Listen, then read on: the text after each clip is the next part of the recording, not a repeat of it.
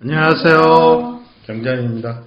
오늘은 보험연구원에서 나온 밀레니얼 세대의 은퇴 준비에 대한 리포트를 한번 리뷰하도록 하겠습니다. 같이 해주세요. 예. KRI의 보험연구원에서 나온 밀레니엄 세대의 은퇴 준비입니다. 되게 이걸 처음 봤을 때 낯설었어요. 왜요? 아니, 내 입장에서는 안 낯설었는데 밀레니얼 세대에서 지금 나오는 거랑 은퇴 준비랑 약간 갭이 있잖아요. 시기상. 그쵸. 시기상 갭이 있어서. 그러니까 젊은 분들의 은퇴 준비는 어떻게 하고 있느냐 이런 내용이거든요. 서론을 좀 보면 MZ세대에는 소비자, 윤리, 환경 문제에 관심이 높으며 일과 삶의 균형을 중요시한다. 맞아요. 이 일과 삶을 균형에 중시한다는 건 사실은 워라벨인데 네. 소비자, 윤리, 환경 이런 문제에도 상당히 관심이 많은 것으로 나왔고요. 두 번째로 2030 세대에 해당하는 밀레니엄 세대는 베이비 부모, 저 같은 사람들이죠. 와 큰 차이가 있는데 경제 성장률은 낮고 자산 축적의 기회가 적을 뿐만 아니라 근무 기간은 짧고 고용의 안정성도 낮은 편이다. 안타까운 친구들이에요. 그렇죠. 이런 거예요. 아닌 것처럼 사람들이라고 도와줘야 된다고. 이게 이렇습니다. 제가 대학교 다닐 때만 해도 학과 사무실에 가면 추천서가 한 3-4장씩 있었거든요. 그 중에 원하는 걸 그냥 뽑아서 이렇게 입사 지원을 하면 물론 다 되진 않았지만 웬만한 데는 다 들어갔었어요. 그게 이제 그때 당시만 해도 경제 성장률이 높았으니까 많은 이제 사람들이 필요한데 최근에 제가 저희 회사 입사하시는 신입사원들 얘기 들어보면 거의 뭐 인턴을 3번, 4번 이렇게 하신 분들도 굉장히 많더라고요. 인턴을 하기 위한 인턴도 해야 돼요. 아 그래요? 인턴인데 경력직을 뽑아. 그런 경우도 있어요. 그래서 인턴을 해야 되는데 인턴 경력이 없어서 안 돼. 되게 어이없는 경우가 가끔 있어요. 아 그래요? 응. 좀 안타깝네요. 그 다음에 근무 지금 영혼 있으신 거 맞죠? 당황했어. 아 진짜 안타깝다. 그리고 저희 선배나 뭐 저희 정도까지만 해도 근무는 한 회사에 들어가면 그 회사를 끝까지 다니는 경우가 많았는데 최근은 직장 이직을 그렇게 어려운 일로 생각하지 않는 문화인 것 같아요. 그럼요. 뼈를 묻는 건 원래 없잖아요. 그렇죠. 회사가 나를 생각하지 않으면 나도 생각하지 않는다가 그러니까. 당연한. 와라 1억 줄게 이러는데 어떻게 안 갔어? 맞아. 그렇죠. 준다는데 가야지. 가야죠. 당연히 가셔야죠. 그런 기회를 잘 부여받으셨으면 좋겠고요. 이런 밀레니엄 세대의 금융 형태 10페이지 한번 보시면요. 밀레니엄 세대는 현재의 즐거움을 중요시하는 경향을 보이는 것이 사실이지만 자산 축적이나 은퇴 준비에도 관심이 굉장히 많은 것으로 나타났다. 사실 저만 해도 제가 직장 처음에 들어갔을 때는 그냥 청약예금, 청약저축 정도, 넣는 정도, 그리고 뭐 돈을 조금씩 모아가면 내가 결혼을 하거나 어느 시점이 되면 대출 받아서 집을 살 수 있다. 그리고 그걸 좀 평생 갚아 나가고 나중에 은퇴하면 된다. 이런 생각을 갖고 살았었고, 그런데 최근은 그게 사실은 불가능해졌죠. 불가능해지다 보니 자산 축적이나 은퇴 준비를 사실 직장생활 처음 시작하실 때 그런 생각을 하시는 분들이 굉장히 많은 것 같아요. 좀 안타깝기도 하고 좀 뭐라 할까요? 그렇습니다. 저는 안타깝다기보다 요새는 되게 똑똑해졌다 이런 느낌이 되게 많이 들었는데 그래요? 긍정적이고 어떤 사람처럼 어쩌면 요즘 애들은 너무 계산적이야. 요즘 애들은 뭐 이런 식으로 되게 많이 표현들을 쉽게 하잖아요. 근데 상황이 그렇게 돼서 우리는 그게 합리적이라고 생각해서 하는 걸 수도 있는데 그 위에서 자기들이 자라왔을 때날 생각해서 너무 극단적으로 막 요즘 애들은 저래서 안 돼. 요즘 애들은 너무 그래. 이렇게 얘기하는 게 오히려 좀 아니 저도 사실 연금 상품이라는 걸 관심을 갖기 시작한 지 몇 년 안 됐기 때문에 근데 이게 저도 사실 있잖아요. 나도 되게 오래전부터 시작했다 그러고 맞아. 그리고 은퇴에 관심이 있는 거와 그걸 위해 뭔가를 하는 행위는 사실 다르기는 다르죠. 하죠. 다르기는 하지만 어쨌든 이제 사회생활을 시작한 지 얼마 안 되는데 맞아요. 은퇴를 바라보고 뭔가를 하려는 마음을 먹는다는 것 자체는 저는 굉장히 똑똑한 것 같아요. 이 말이 정확하게 맞는지 모르겠는데, 이집트의 그 피라미드 벽화에 보면 이런 말이 있다고 그러잖아요. 요즘 젊은 것들 싸가지 없다고. 그럼 그게 그 옛날에도 공통인가 보네. 그 옛날에도 이게 정확한 팩트는 아닙니다만 변하지 거기에 않는 나오는 상용 문자에 보면 요즘 애들이 변하지 싸가지 않는 없다 전 세계, 이렇게 번역될 수 있는 문구가 있다고 하더라고요.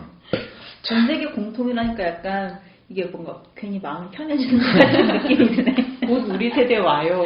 이제 내가 또 얘기를 했지. 아유, 요즘 것들은. 2030 세대는 부모에 비해 위험 수용도가 높은 것으로 보이고, 상당수의 2030 세대가 가상화폐나 밈 주식에 투자하고 있는 것으로 보인다. 가상화폐 신규 투자자 올해 1월부터 3월까지 국내 4대 가상화폐 거래소의 신규 투자자의 63.5%가 2030 세대라고 조사가 됐다고 합니다. 옛날에는 위험 수용도보다는 차곡차곡 조금씩 저금해서 불려나가라 이런 관점이 높았다면 최근은 한방, 그죠? 암호화폐가 대표적으로 그렇죠. 너무 한 방에 나오니까 네. 혹하지 않을 수 없죠. 그렇죠. 가상화폐 하시나요? 아니, 진짜 솔직히, 한 10만 원만 한번 버리는 셈처럼 해볼까? 해서 설치도 다 했고, 인증도 끝냈어요. 근데 가상화폐 그 거래소는, 농협이었나? 어디 계좌만을 해야 된대요. 근데 거기 내가 돈을 안 넣어놨던 거야. 그리고 농협에 계좌가 없었던 거예요. 내가 이건 만들었는데. 근데 제가 한동안 저희가 공모주를 하면서, 자꾸 계좌 개설하기가 힘들어지잖아요. 그렇지, 그 기간 때문에. 그래서 약간 식었어. 근데 그 시간 나중에 폭락했어. 폭락했어. 가상화폐 해요? 아니, 전 안 해요. 여기 제 주변에 열심히 물어봐도 한다는 사람이 별로 아, 저 없어요. 있어요. 많아요? 많아요? 한 3명 본 것 같아요. 2030 세대는 가상화폐나 밈주식이라고 하면 뭐 최근에 이슈가 됐었던 게임스탑이나 AMC 같은 이런 주식들이겠죠. 진짜 많이 하긴 하는 것 같아요. 그 유튜브를 보면 그 가상화폐 투자하는 유튜브가 생방을 하는데요. 매일매일 그분 생방하시는데 하루에 2만 명씩 들어와요. 그 생방에. 그분 돈 엄청 벌 것 같은데 2만 명 들어오는데 그분이 11시부터 생방을 하거든요. 밤 11시부터요? 네, 11시부터 하는데 새벽 3시쯤에 끝나요. 근데 제가 이제 자다가 이렇게 가끔 한 번씩 보면 새벽 2시 반이어도 거의 한 15,000명이 들어가 있어요. 진짜로. 찌질일 수밖에 없는데 그 시간에 우린 자야 되거든. 아니, 그러니까 나도 자는데 가끔 이제 일어날 때가 있잖아요. 왜 보면 깨요? 아, 세상에. 네, 참 잘 그렇습니다. 자야 되는데. 네. 아울러 이들은 상당한 금융지식과 투자에 대한 자신감이 있어서 직접 투자를 선호하고 해외 투자에 대한 관심이나 경험도 상당히 높은 것 같다. 이런 문구도 전 나옵니다. 사실 여기에 대해서 자신감이 아니라 어차피 나도 할 수 있는 건데 수수료를 더 내는 게 아까워서 전 직접 투자를 하거든요. 굳이 어딜 통하지 않고. 근데 이 자신감이 있다는 얘기는 그만큼 공부를 한다는 얘기잖아요. 그렇죠. 그거는 뭐 맞아. 나쁜 건 아니라고 저는 봅니다. 요즘은 진짜 그래서 열심히 제가 하는 이제 거지. 50살 초반인데 미국 주식을 하게 된 게 1년이 채 안 되니까 저 같은 경우도 이렇게 공부하고 하는 것은 저는 바람직한 태도라고 봅니다. 한편 자산 가격이 상승하면서 레버리지를 이용해 자산을 축적하고자 하는 20, 30대가 늘어나면서 레버리지는 결국 대출이죠. 이전 세대에 비해 자산 또는 소득 대비 부채 비율이 높은 편이다. 지금 보면요. 이 표에서 자산 대비 부채 비율을 나타내주는 표가 있습니다. 나중에 이제 보실 텐데요.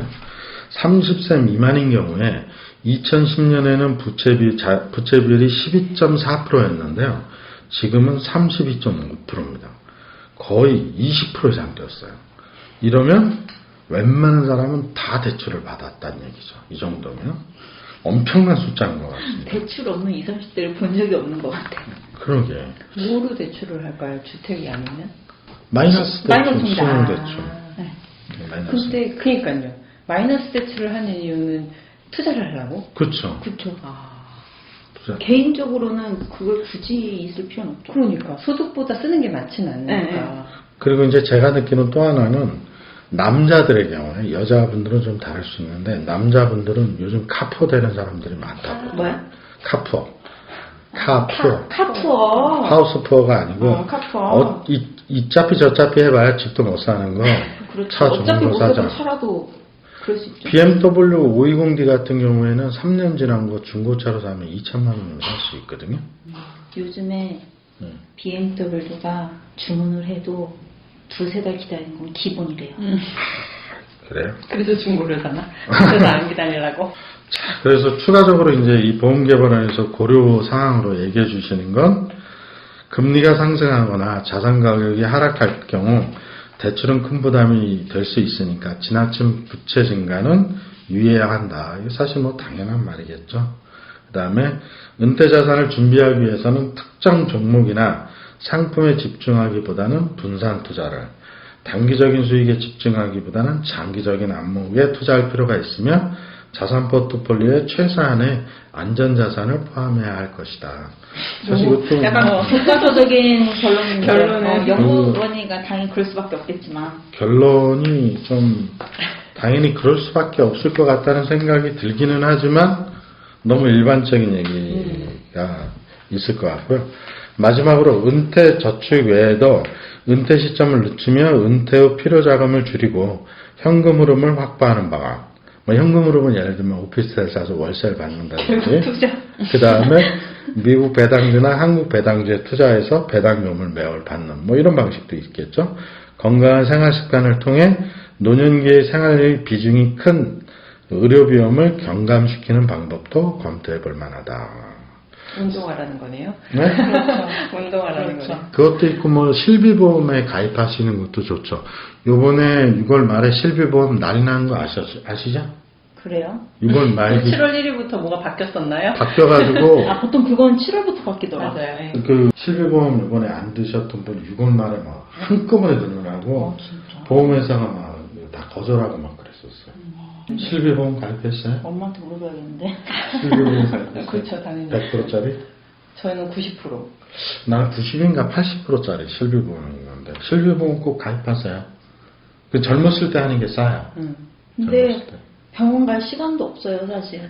아니 그래도 되게 가입해. 안타깝다. 가입해야 돼요. 꼭 실비보험. 혹시 오늘의 결론은 다시 실비보험. 실비보험. 보험연구원에서 나온 거 역시. 아 그러네. 이 결론은 이렇게 되네요. 역시 네. 큰 그림. 실비보험 꼭 가입하셨으면 좋겠습니다. 아, 너무 웃기다, 결론. 지금. 지금이라도 꼭 가입하셔야 됩니다. 젊은 분들 가입 안 하셨다면 실비보험 꼭 하셔야 됩니다. 저희가 근데 대체로 다 4050이라서. 이렇게 가고. 자, 오늘은 보험연구원에서 나온 밀레니엄 세대 은퇴준비. 옛날에는 사실 20, 30대의 은퇴준비는 생각조차도 안 하고 살았었는데요. 지금은 이렇게 은퇴준비를 빨리 한다는 것은 나쁘지는 않다고 생각합니다. 저 개인적으로. 안타까운 현실이에요. 그러나 이제 좀 안타까운 현실이긴 하죠. 자, 이 내용 오늘 같이 리뷰해 드렸습니다. 자, 이걸로 마치겠습니다. 감사합니다.